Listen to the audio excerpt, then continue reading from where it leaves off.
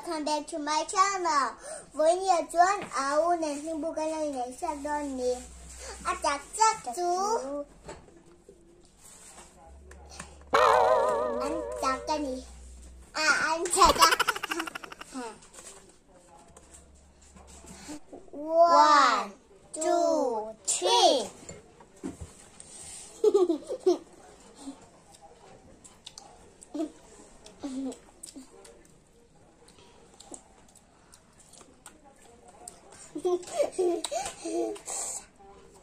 Thua đó.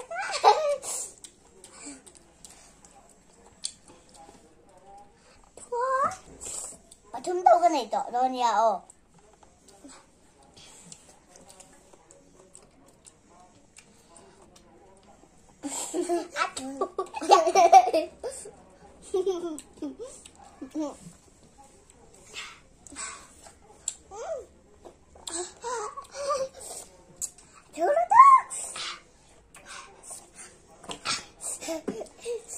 Anh hút được không thể.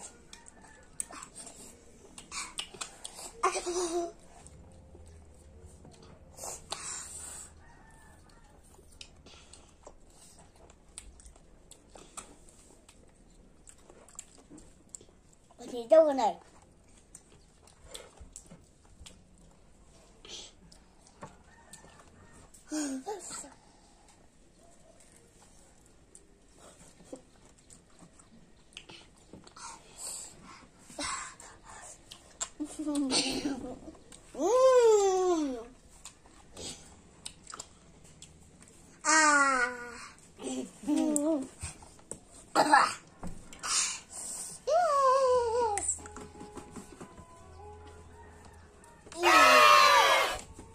Hai cái bảo cái nào vô cá. Bye bye lên. Quay khai lên lông mệt mệt luôn nha.